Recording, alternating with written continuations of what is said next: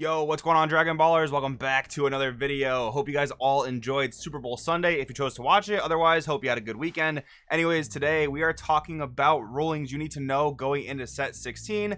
Now, they've started to update the Q&A for set 16, which again is like a little bit early, but the sets got delayed really heavily, so the whole timeline of the set is just all jumbled up, right? So I think there's probably more Q&As for them to do. I remember last set they were kind of trickling them in. They didn't really do all of them at once.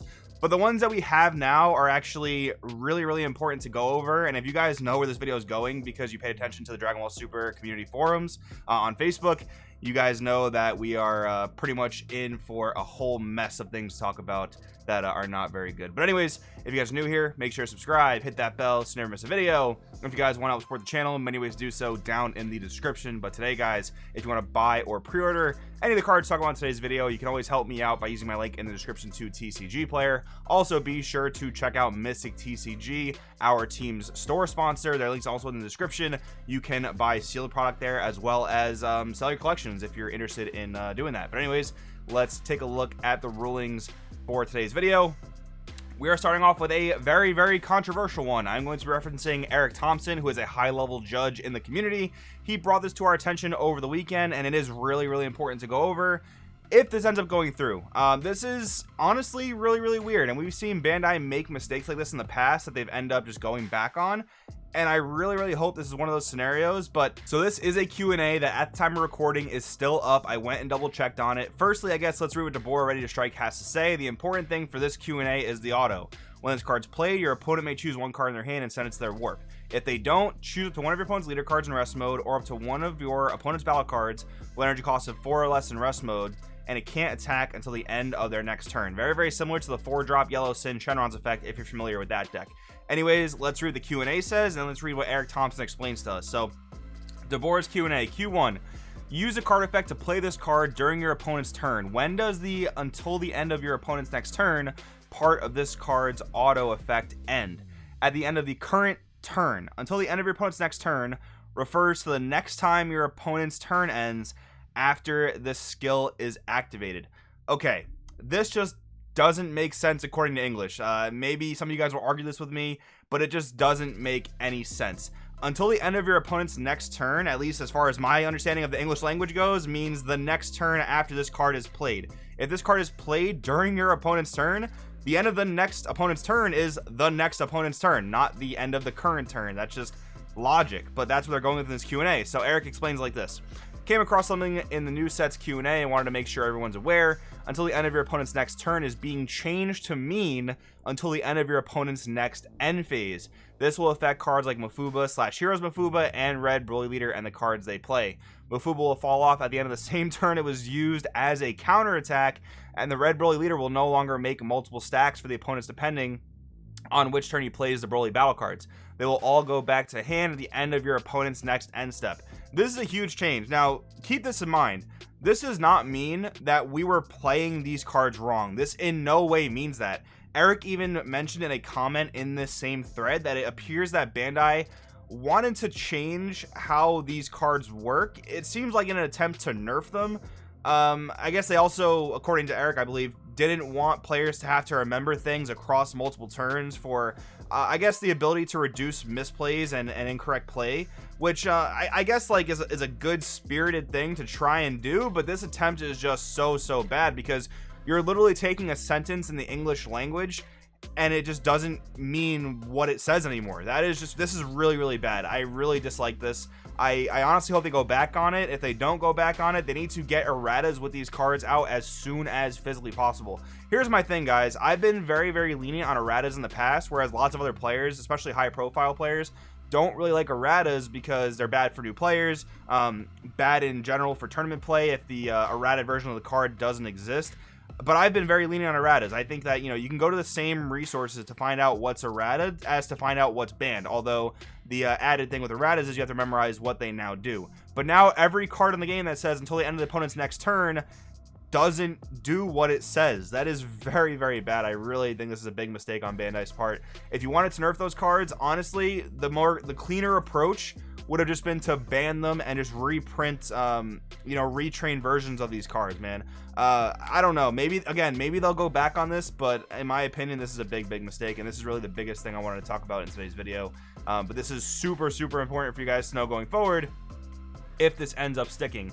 Keep an eye on this, again, because the set is going to be out in I guess about 3 weeks from now or so you definitely want to keep an eye out on this, see if this remains true, because this is going to be a very important ruling to follow up on going forward. All right, guys, the next ruling to go over is one that I know has a lot of people upset, myself included also. The blue Trunks deck is a really interesting one. I didn't really play it all that much, but it was always something that I kind of had on the back burner because it was always a very interesting archetype, both like mechanically and just like the way that it played. So anyways, this is what they've changed about this card. Now, this is actually, I don't know if it's changed multiple times, but the way it's always been worded in the Q&A doesn't make sense. But they actually went back to the Q&A for expansion 14 and decided to change this ruling. So let's give this a read. So this is in reference to Trunks' Power to Save the Future.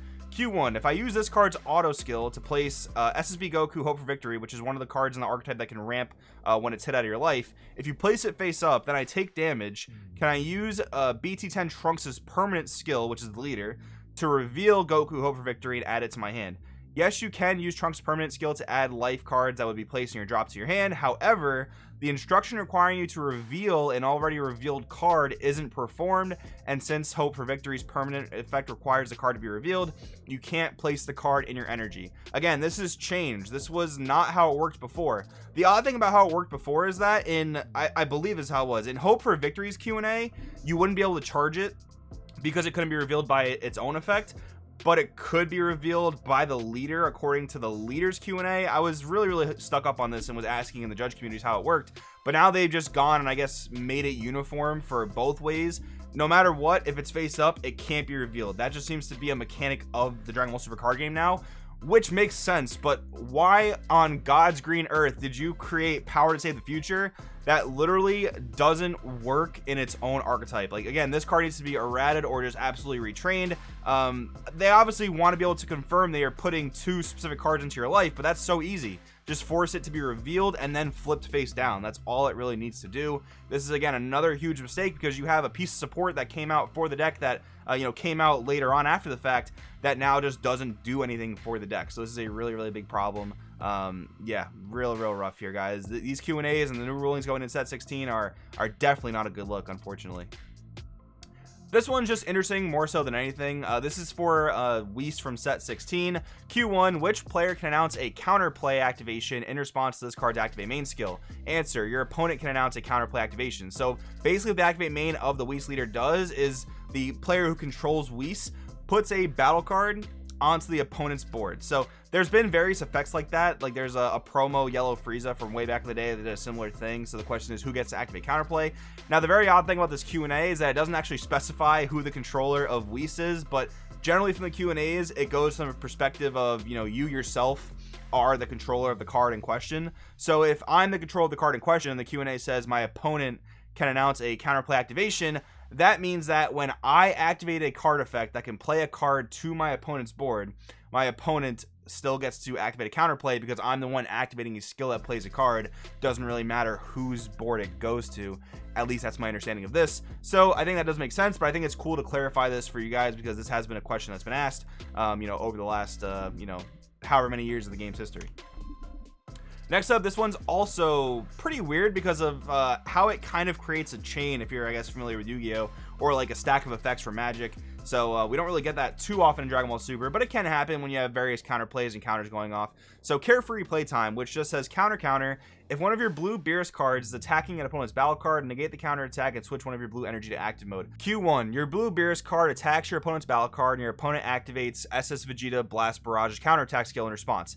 Blast Barrage is just a 1-drop counterattack that I think when you play it also minuses something by 5k, but that's all you need to know about that card. You respond to the counterattack by activating Frieza Undying Emperor's counterplay skill, which is just a counterplay that says put a 2-drop or less to the bottom of your opponent's deck that's being played, which your opponent responds to by activating another counter skill. They probably counterplay the play of your Frieza, let's just say. In response to this final counter from your opponent, if you activate this card's counter skill, will it negate your opponent's first counterattack skill and let you switch between one of your blue energy to active mode? So basically it's asking, does this counter affect that first effect on the quote-unquote chain. And the reason I say quote-unquote is because we don't technically have chains in Dragon Ball Super. We don't even really have stacks of effects. You just need to know how things resolve when multiple things are activated at the same time via turn player priority and things like that, and counter timing windows. But anyways, the answer is you can't use this to negate the opponent's first counterattack skill, but you can switch to one of your blue energy to active mode. So what that's saying here is the counter can be used in response to any counter, which makes sense because of what it says as counter, but it won't negate the counter unless it's a counter attack that this is responding to. Now that makes sense, but to make this so much easier, carefree playtime probably should have just been a counter attack, which I think there are cards like that in the game that they specifically counter attacks and they don't counter plays. I think those exist in the game. And this should have easily just been worded like that. That would have made this a lot easier and a lot more, clarified. But on the other hand, this does kind of tell us how a stack works. And I guess when you're activating a counter, you are specifically responding to the most recent thing being activated, which isn't always relevant. Like, if I play a battle card and my opponent plays a counter play, and then I play Frieza Charismatic Villain in response, I can pop anything on their board. It doesn't matter what I'm really responding to, if that makes sense. But I mean, I guess it's a different scenario. But yeah, this just gives us a little bit of clarification on how, I guess, stacks of effects in Dragon Ball Super work, which isn't necessarily a totally clear thing. Again, it doesn't really need to be in 99% of scenarios, but it is good to have a little bit of clarification on that. But carefree playtime probably should have been worded as a counter attack. And then next up, just two rulings that I do find interesting and that you guys are probably going to want to be aware of. So for Goku Black, surpassing time itself, which basically locks you into playing Zamasu and Goku Black cards for the rest of the game. Q1, after you activate this card to activate main skill, can you use Devorah Plotting Revival, the Unison, its second effect skill, to take control of your opponent's non-Zamasu, non-Goku Black battle card? Yes, you can. So basically what that says is taking control of a battle card is not the same as playing a battle card, which is relevant for, activating enter play autos when you steal a card. That just clarifies that. And then Frost by any means is basically a battle card that says when I attack an opponent's battle card, if it's not countered, you get to KO it. So this question is, your opponent activates blocker in response to this card's attack. Which card can you KO using this card's auto skill? The answer is the card that becomes a guard card after activating blocker. Now this is kind of weird because your effect as Frost is an auto, and you've targeted a different card to be attacked, so your auto should theoretically go off first, but your opponent blocks and then that becomes the target of your auto. Now that just doesn't make sense to me because blocker's also an auto, so turn player auto should go first.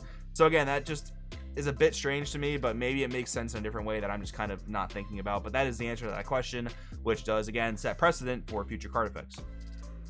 And then finally, this is not necessarily just specific to set 16, but one that is very, very important to know and that a lot of people have been asking about. So Dirty Burst and Time Disruptor are both basically cards that say counterplay. Your opponent cannot attack with X. That's basically what these cards say. So Eric Thompson, referencing him once again, says, rule reminder, seems there's a lot of confusion on how these cards work. Might just be new players or players unaware, but just so everyone's on the same page and hopefully spread the word to newer players, these two cards do not affect the cards. They are affecting the player. These two card effects are continuous effects that prevent the player from attacking with X cost cards. As such, cards with deflect do not matter. Cards with deflect prevent the card itself from being affected by counterplay skills, but they are not the ones being affected. Thank you for your time. So yeah, there was a big question as to whether or not these cards affected the player or if these cards directly affected the cards with deflect. That has now been clarified, and again, this is just a good resource video for you guys to be able to reference to see how these things actually work with battle cards with deflect. But anyways, guys, hope you got some useful info out of this video. Again, I think these rules are a really, really big mess. Hopefully there's some clarification, or if not, at the very least, hopefully there's some quick erratas to rectify things. But let me know in the comments below what you guys think about all this. Thanks for watching, and I will see you guys in the next video.